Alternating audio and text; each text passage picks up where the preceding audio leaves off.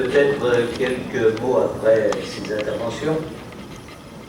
Pour Madame Lévy, si elle voulait se donner la peine de lire les textes de loi et de lire les débats en commission, elle ne dirait pas les choses qui sont fausses. On n'a jamais demandé dans le texte de loi d'avoir d'autres compétences économiques que celles qu'exerce aujourd'hui le Grand-Lieu. Est-ce qu'elle voudrait que demain, dans une réforme, nous exercions moins de compétences économiques qu'aujourd'hui? Je considère, pour ce qui me concerne, et depuis très longtemps, que les problèmes économiques sont évidemment totalement fondamentaux. Le développement de notre agglomération est évidemment fondé sur la capacité à maintenir son développement économique.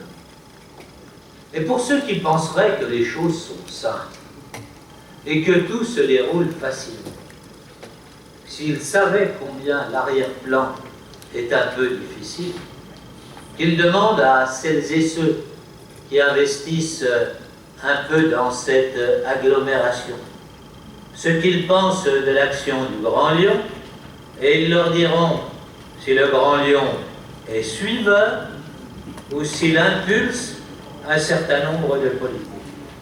Nous l'impulsons dans tous les domaines. D'autres que nous pourraient le faire. Si après tout, le gouvernement, lorsqu'il lance un plan robotique, vient le faire à Lyon, c'est parce qu'il y a 3 ans, nous avons lancé un salon InnoRobot qui réunit l'ensemble de celles et ceux qui aujourd'hui s'occupent un peu de robotique en France. Si je vais aller avec une délégation en juillet au Japon, en Chine, en Corée du Sud, c'est parce que nous pensons qu'il y a un certain nombre de compétences à pouvoir attirer sur ce point dans notre agglomération. Allez demander à ceux qui s'occupent de sciences du vivant s'il leur semble que le Grand Lyon est suiveur dans la conjoncture actuelle, si lors de l'émergence du pôle de compétitivité, il a joué un rôle ou s'il s'est contenté vaguement de suivre les choses. Demandez aujourd'hui à ceux qui travaillent dans le domaine de la chimie si le Grand Lyon se contente de regarder de loin de son fauteuil et de mettre simplement quelques dizaines de milliers d'euros, vous apercevrez que la réalité est un peu différente.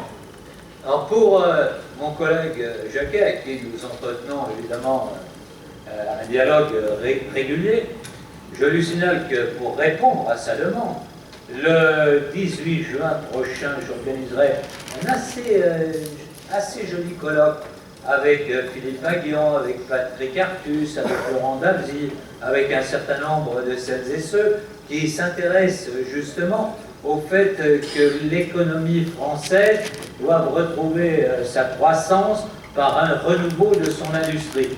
Donc nous allons à la fois avoir l'application concrète à Lyon, puis un peu la discussion théorique au niveau national. On essaie de tenir les deux bouts de la corde. Voilà, chers collègues, donc constatant que tout le monde est d'accord avec ces dossiers et que Madame,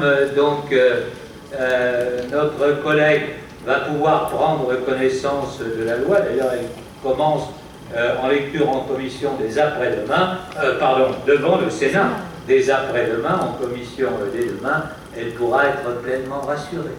Madame Lévy, vous êtes rassurée? Je vous en remercie. Donc, vous voulez continuer sur votre discussion? En public avec vous. En revanche, je connais la loi, je la lis et je prenais ma casquette d'élu régional parce que je pense que le rayonnement de Lyon ne peut se faire tout seul et en matière économique, je persiste et signe sur l'idée, Monsieur le Président, que suivre les actions, c'est pas mal aussi, et les animer. Madame Lévy, puisque vous avez lu la loi Et vous dites partout, Monsieur Collomb, que vous voulez davantage de compétences économiques, etc., etc. Pouvez-vous me dire de manière précise, pour qu'on ne parle pas dans le vague, sur quel article déposé dans le projet de loi Métropole de Lyon vous vous appuyez? Il n'y en a aucun, madame.